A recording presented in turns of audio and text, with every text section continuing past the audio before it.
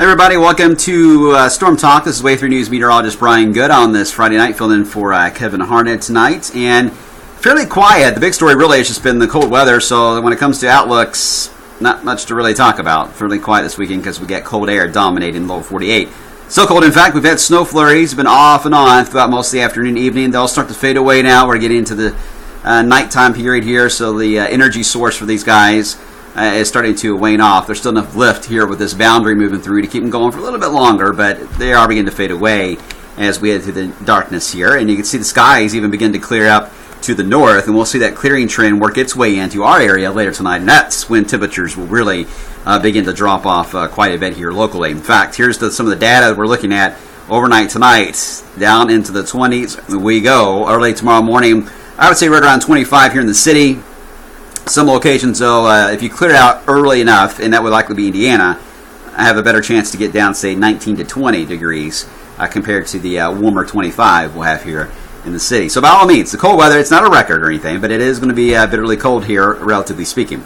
Overall, the weekend doesn't look bad. Saturday looks dry and cool and sunny. Sunday, there's a boundary coming in. There's still some disagreement on when the rain would break out ahead of this boundary Sunday evening. The GFS model says it's going to be just before sunset Sunday. Our in-house model in Futurecast, picking up the same idea. The European model, a little more toward midnight, if not after Monday morning. Either way, it does look to be a lot of rain. It's going to be a narrow band of showers, won't last long at all. The important part about this, more than the rain, is the idea of the cloud cover. If we get the cloud cover to thicken up too quick Sunday, that's going to keep us from getting into the upper 50s. But I think we'll have enough sunshine to get us there, and that's what I'm betting on right now. This front, though, it's interesting. The air that we have coming in tonight is from Canada. The air behind this front is from California and Oregon. So the air actually coming in behind this front is warmer than what the air is behind it. So this is actually a warm front, if you really want to call it that, instead of a cold front. But nevertheless, it is what it is because of the wind direction shift we have. But it moves by. We warm up throughout most of next week. Now, the GFS is going crazy with south winds. It has a tendency to overdo showers over us. So I've taken that down on the forecast nearly completely when we get that south wind. The issue then comes in with this front as we get into Friday. Now, the GFS is a full day faster on this, brings it in, and so does Canadian to a certain extent Thursday night. The European slower and bring it in more Friday night. And here's the setup here, because if we have the slower solution, which right now I think is a little more likely to happen, we have a good chance to warm up close to 80 on Friday. If the Canadian and the GFS happen to be right, we will not be that warm on Friday at all. In fact, Thursday will be the end of the warm period, and then we cool off Friday. Right now, we'll see how it plays out. I'm going to bet on the slower idea, in case you're wondering why our forecast may be different than what you see elsewhere. That is the reason why. We're betting on that slower idea. Nevertheless, whatever is behind the front is going to be chilly air, and that should arrive here for the Easter holiday. Here's the reason why I'm going with the slower idea. This is one of the ensembles from the European, and it's picking up on the idea. We see anything colorized, it's an idea of pressure under 1,000. And it's picking up on the idea there could be a low pressure here, and maybe another low pressure developing over Kansas. What I think is interesting here is there's a chance we could see a low Thursday track more east, and it'll likely drag a boundary behind it. And what I'm trying to figure out is if there is going to be a boundary behind this low Thursday, where does it sag? Where does it stop at? Is it going to be along I-70? If so, then this other low pressure that we're getting hints of in Oklahoma and Kansas will have a chance to develop and then right along that boundary to the north. And then that would put us in a stormy, rainy period here for the end of the week, next week, maybe even to Saturday. The problem is the GFS is so progressive with that low that passes by the north, it brings the boundary all the way pretty much through here, and any low pressure pretty much doesn't have a chance to develop on the front. But I think it's going to be very similar setup what we just went through, where the low pressure tracks to the north, and then you get the boundary that kind of sags through here, and then you get a new low that forms on it and moves in. When you get that kind of a waiting period of waiting for another low to come along the boundary, there's a delay that happens, and that's why I'm extending the warm air all the way into Friday before that second low then finally pushes through. It is an interesting setup. It could bring not only just heavy rain, but maybe some stronger thunderstorms. It is worth watching, especially if that second low can get its act together. That would induce the chance for a more unstable atmosphere, and that is something to watch.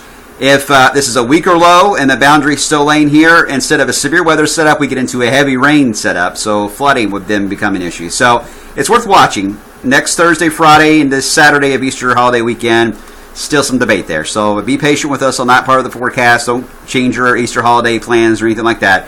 Just know that something dynamic as far as the system will likely develop later next week, and behind it will be chilly air.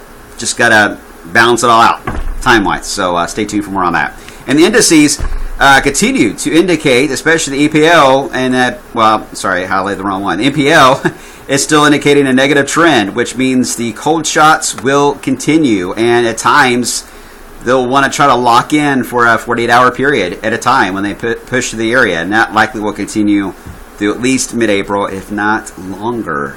So winter is not waiting to let go, and I don't see any change in that for quite some time. But speaking of the opposite of warm air, really, or cold air, would be the warm air. Do want to mention this. A record was set in Antarctica, in Esperanza. It's right on the peninsula here of Antarctica.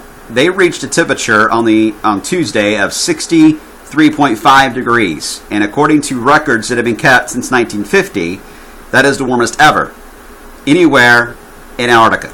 That took place Tuesday. The old record, I believe, is about 57 or 58, something like that, degrees, the old record. So it's interesting to see that since records have been kept for Antarctica, the warmest ever, and it's the fall season there. You know, it's the opposite of us. So we're entering spring, they're entering fall, and the warmest ever is just taking place in that area. What is the reason why I'm pointing this out? I'm not trying to get into a debate here about climate change and global warming. I'm not getting into that. My point in this is that the last time they had set a record warmth in our Antarctica was 1974. And I'm a firm believer on the atmosphere being cyclical. And I think what we're having, at least a common thread here, 2012 was a period when we had, active severe weather, and then we went into the very cold winters and cool summers. The 70s were very similar in that idea. Very active and severe weather, then you went into the cold core winters all the way through about 1978. And if you look at that, we're about 40 years later. And 40 years before that, very similar pattern happened. So it seems like this whole theory of a 40-year cycle is showing up in some of the data. And it's interesting to see that show up with this record in Antarctica. Could it be something? We don't know. We see evidence of that. We have evidence that goes against it. But to me, it's my theory that I fully support on the other theories that are out there, that the atmosphere is cyclical, and I think the 1970s is a period of time that we are now repeating here in the 2010 decade. So we'll see how things turn out this summer and winter, and history will prove if this is really something to keep a track of or not. So I just thought I'd mention that for those of you that love science and love that idea of theories with the pattern being cyclical. I think this is interesting data from Antarctica. All right, guys, that's it for right now. I'll see you tonight at 11, and Ryan Hoke will be in for Way Through News Sunrise, so we'll see you in the morning.